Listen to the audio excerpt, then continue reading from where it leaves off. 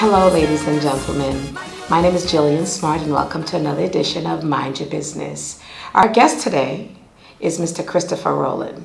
Christopher is president of the International Longshoremen Association. That's Local 1526 right here in South Florida, actually in Fort Lauderdale. Correct. Chris has been working with the union for the past 22 years. He is a legacy president, and what does that mean? It means that his father was also a longshoreman. Correct. For 45 years, Clayton Roland, and also president. Yes. For at least 10 years. At least 10 years. At least 10 years. So he is what you call a legacy. So I want to say welcome to Mind Your Business. Thank you. What does a longshoreman do? Longshoremen, we load and unload the ships when they come into the docks. Okay. So basically all of your goods, your wearables, your cars, anything that is imported in, more than likely the longshoremen are going to unload it and put it dockside, and 9 times out of 10 it's going to be some of my people.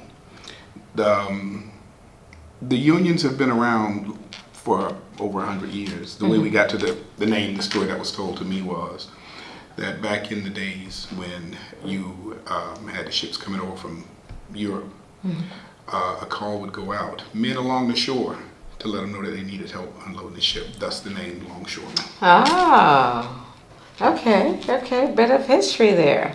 And does your union have a name other than local? I mean, no, it's just all of the unions are basically named the same, International Longshoremen's Association, Okay. and you identify them individually by the local number that they have. And in most cases, the local number, they'll fall in order as to when they were established. You have a local in Miami that's 1416. So they were established before us, and then we're 1526. So you can kind of go down and just kind of figure out when they were established. My local has been established for 80 years now. Wow, that's interesting. Now you said that basically the longshoremen offload and unload the docks or everything that comes in on ships. So in other words, you are critical to the commerce in your county and in the South Florida area. Absolutely, we actually make it go. We're literally the heartbeat of it. You have to figure with the different ports of call in Florida, I think you have 7. We would service most of South Florida. So with the goods that would come in, they would usually come in either in the port of Miami or the port Everglades. And with that in mind, we handle it. So the material that you get, that you ship out from, say, Home Depot, going to a country, it'll come through the longshoremen. We would load it on the ships. The things that you might buy in some of the stores around the city, they're going to come in on us. The bananas that you eat, the fruit that you get from Publix, we're going to be handling all of that. So you're critical to our everyday living here. Absolutely. In the South Florida Absolutely. area. Very interesting. I never looked at it. How many longshoremen do you service in Port Everglades? In my union, I have 662 members. 600. And I have another 400 casual members that when we just have more work than we can handle with the 662, they'll come in and work also with us and just work as casual labor. All right. Do you interact as a longshoreman, President Longshoreman, with other ports? So you're in Port Everglades. Correct. So do you interact with Port of Palm Beach and Port of Miami? Yes. Well, the Port of Palm Beach doesn't have a local union anymore. They had one. The next one would be Fort Pierce. Okay. And they do all of their work out of Cape Canaveral. And yes, we spend a lot of time at different conventions and things along that line. But the way our district is split up, the South Florida district, we tend to talk with each other quite a bit. What other duties do you have as a president of Longshoremen Union? My duties, I service my members. I mean, I deal with issues they might have on the job. I handle training, training certification, contract negotiations, just the regular daily business. But I'm a man of service. I have to take care of my members. If someone was interested in becoming a longshoreman, what is the process? All right, the process is kind of long because now things have changed with the different terrorist attack. You know, the seaport is a prime area where you would actually, you know, try to inflict some damage. Right. In Port Everglades, we have a lot of petroleum that'll come in. So in order to be a longshoreman, the first thing you would have to do is you'd have to apply for a TWIC card. And that's a federal identification card.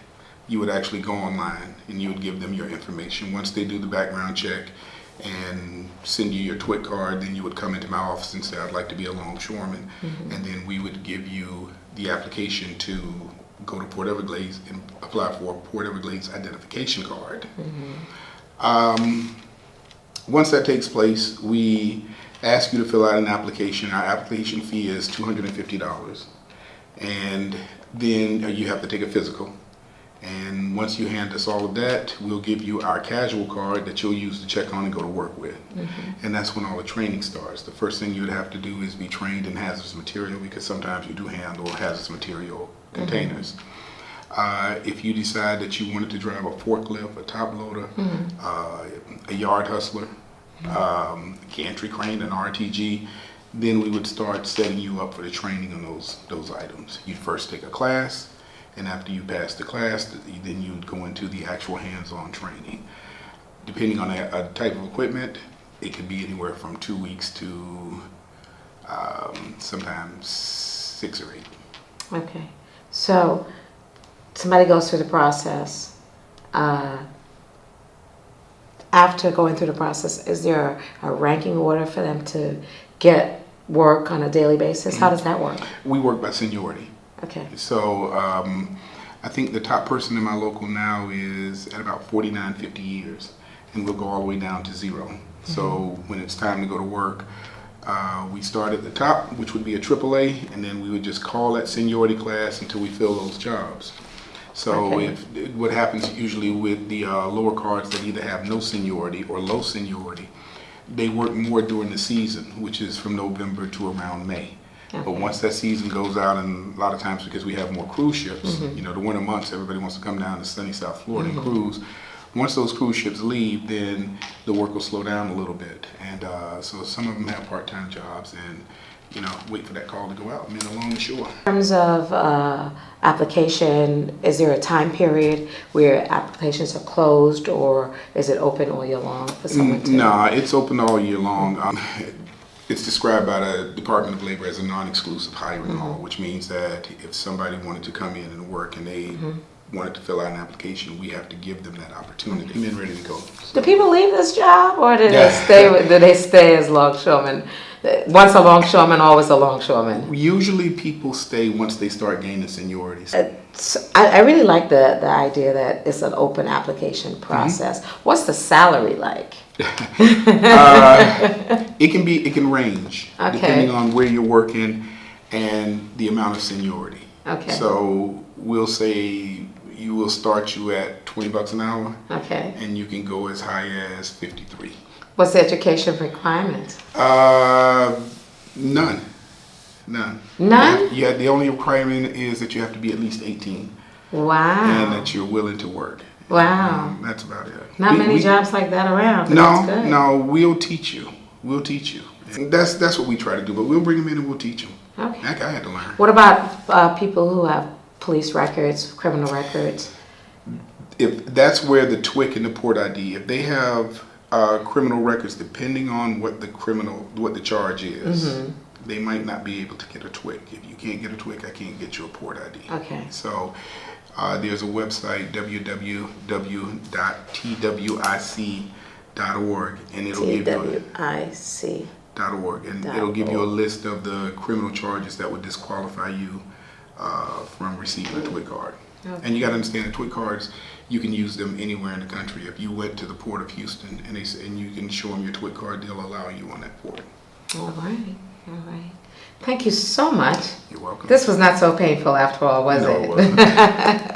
Ladies and gentlemen, the conversation today on Mind Your Business is with President of the International Longshoremen Association in Port Everglades, Mr. Christopher Roland. I thank you so much for this You're time. welcome. And if you guys are interested in getting a TWIC card to become a longshoreman, the web address is twic.org. twic.org. Is there a number or website for Port Everglades? www.ilalocal1526.net. Local ILA1526.net. Mr. Christopher Roland, thank you so much for being on Mind Your Business. Thank you. Thank you. It was a pleasure. And ladies and gentlemen, you better keep minding your business.